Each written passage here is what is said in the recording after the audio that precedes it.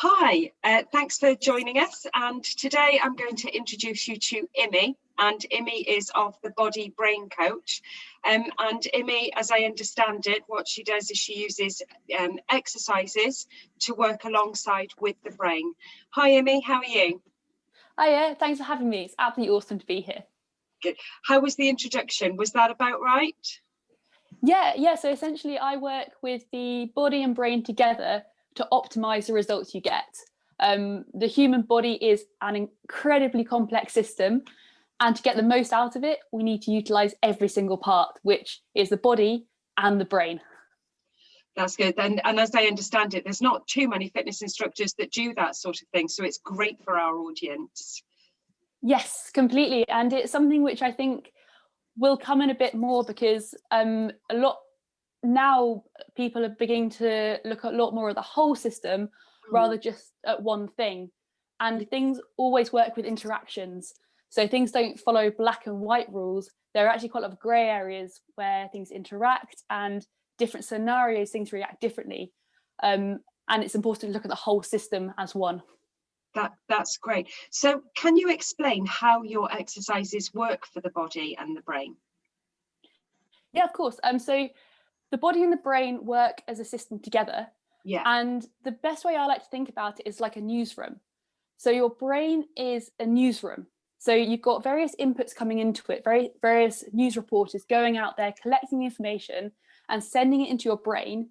Your brain can then interpret this and then send the signals out to your body. So if you look at the news reporters, your most dominant one is your vision.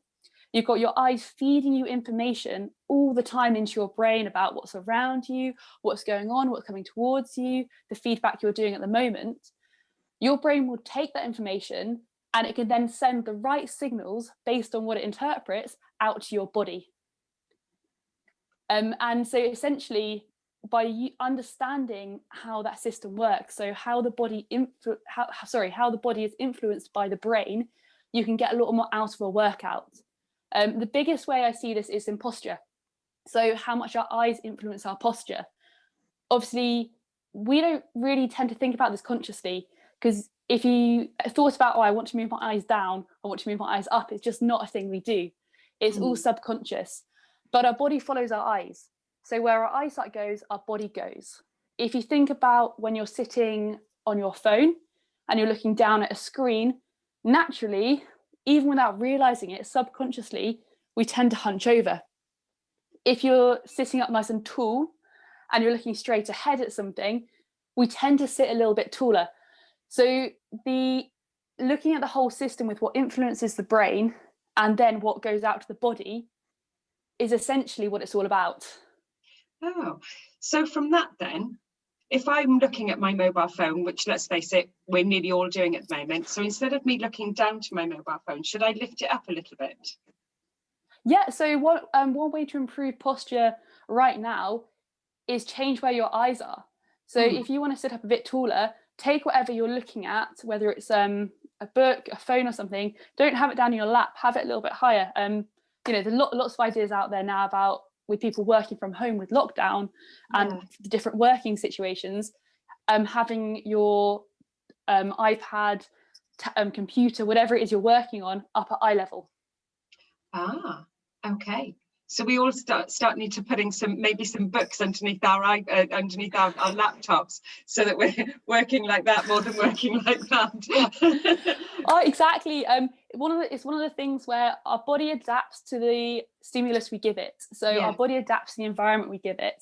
So if you give your body an environment where it wants to hunch over all day for 8 hours of the day when you're working, it's going to think, right, this is a position that we want to be in. This is the best survival position for us right now. So we're going to adapt to this. We're going to make your muscles fix best in this position. So certain ones will tighten, certain ones might get weaker, certain ones might stretch to hold you in that position. And before you know it, that becomes your default. You'll sit down and hunching is just what your body knows, because that's what you do 8 hours a day. Yes. And so by making yourself have a better posture, that helps your brain function as well, doesn't it? Am I right? Yes, 100%. It's all a feedback loop. So just like any system, you've got things going in, things going out. So there's a constant feedback of information going back and forth. Brilliant. So what sort of conditions have you worked with your own clients? So I work with a variety on the scale of fairly severe to also a bit lighter. So on the lighter scale, it's been things like lower back pain, things like sciatica, more minor things. So issues with balance and coordination that come up. Yeah. But then as you slide towards a slightly more severe scale, I've worked with conditions which essentially cause pressure inside the brain. So there are lots of complex names for things out there, but different ones obviously put pressure on different parts of the brain. One person I've worked with recently had pressure put on the brainstem and spinal cord, just by the way that all the pressure was working, which obviously meant when we worked together, I just had to be really aware of the exercise we did. Any increase in blood pressure was significantly affecting the feedback. So too much pressure, obviously that causes pain, and then as soon as pain comes into the body, your body's response is to stop. Right. Yeah. So anybody that's got a brain damage, like from example brain tumours and of course epilepsy, seizures, because every seizure that you have, as anybody that has seizures will know, that will have an effect on things like memory and brain function. And so this sort of exercise and changing your posture, that's going to help those sorts of people. Yes, completely. So it's about activating your brain. Your brain works a little bit on a domino effect. So you're probably fairly familiar with the different areas of the brain from your research you've done. Yes, well, it's good stuff to know. But the brain works as a domino effect. So your neurons, when they fire, they tend to set off a domino effect. So it's like fireworks. Instead of one firecracker, they all go off. So if you activate one area of the brain, that tends to spark a lot of other areas. So obviously, if you've got pressure building in one area from seizures or whatever specific condition there is, because there's such a wide variety out there, by activating one area of your brain, you can actually improve other areas. So it may not seem connected initially, but everything is connected in the bigger picture. That's wonderful. Would you say these exercises, when you teach a person that's got a problem, regardless of where it is, are you showing them how they can fit this into their normal everyday life? Yes, completely. Fitness is something which should be done daily anyway. And I think one of the misconceptions that happens today is people think it has to be 60 minutes and I have to get into my gym gear and I have to go to the gym, or I have to set up my living room as my own home gym. And it doesn't have to be like that at all. One of my favorite ways to educate my clients in how to keep practicing is by having exercise snacks. So literally whilst you're waiting for the kettle to boil, I quite often give my clients vision drills to do. So I quite often say, well, so wait for the kettle to boil, here's a vision drill to do. It literally takes you 2 minutes. So every time you have a cup of tea during the day, which for me is quite a few during the day, I don't know about everyone else, but it gives you in total about 10 to 15 minutes of practice.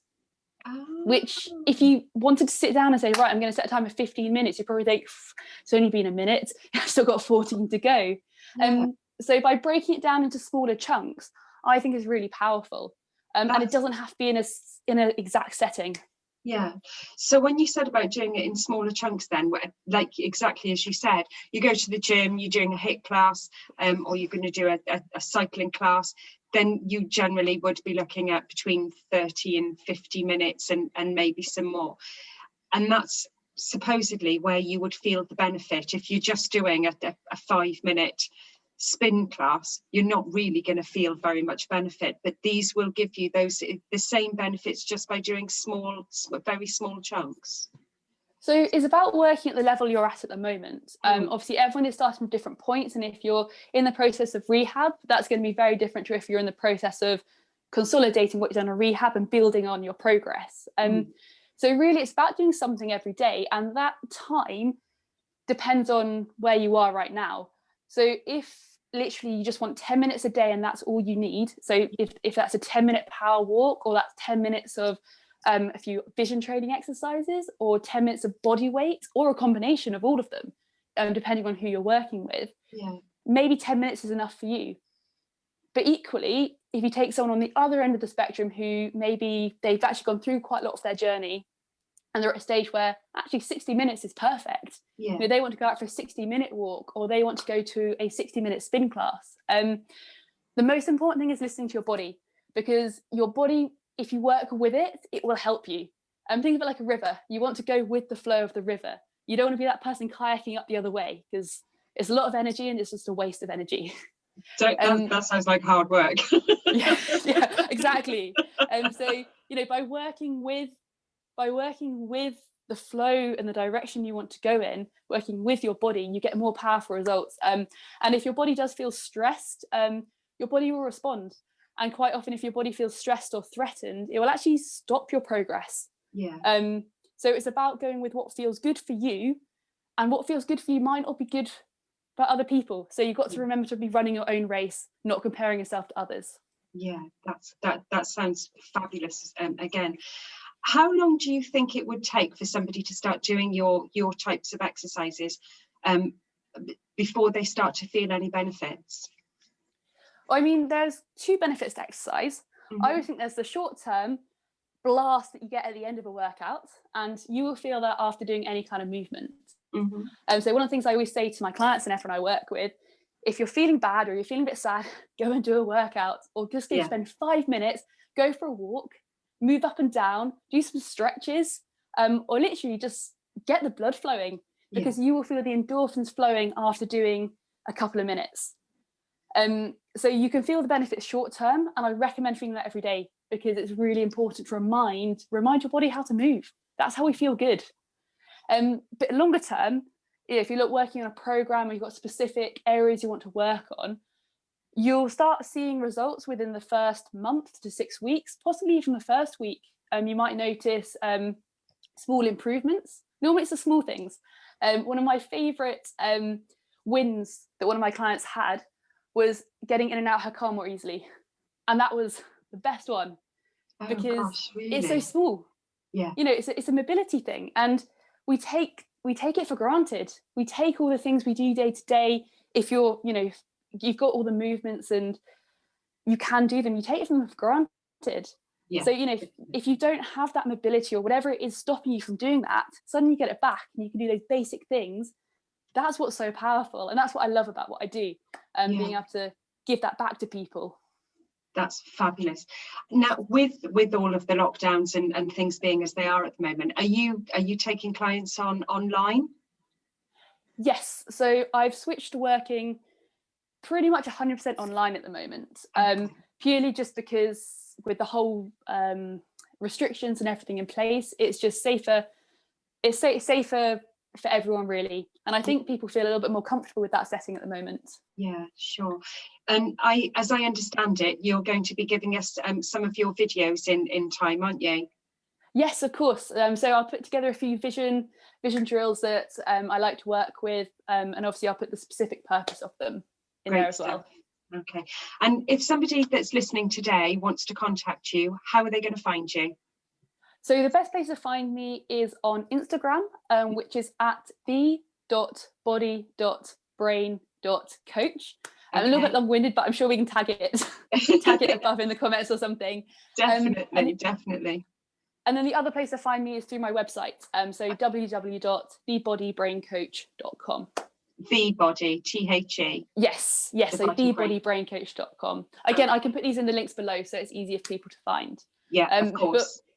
But if people do have any questions about how vision training can help with posture, or how it can work with their specific challenge they're working with at the moment, feel free to just drop me a message. I've got my WhatsApp number on my website. You can send me a message on Instagram, but feel free to start a conversation. Or if you don't want to do that, I've actually launched an ebook which talks a bit more about vision training with some exercises in, and it's free to download. So if that's something more down your street rather than talking directly to me, the link's on my website. So feel free to visit there. I actually got your book yesterday, so it's a good read. Oh, fantastic! That's good to hear. So If anybody that's listening today would like to contact either of us, Immie's already given you her details, and of course we'll put it in the link below. If you'd like to contact me, then you can contact me on Facebook, and that is Brainset, or on Instagram, which is Brainset in lowercase with a hashtag. No, not a hashtag, sorry, an underscore. Immie, thank you so much for chatting to us today. It's been an absolute pleasure. I can recommend your book to anybody that wants to have a good read, and everybody that's listening, I can definitely tell you that Immie is brilliant to work with, and I'm very much looking forward to working with her a little bit more. Take care. Have a great rest of the day. Thanks, Immie. Bye. Thank you. Bye.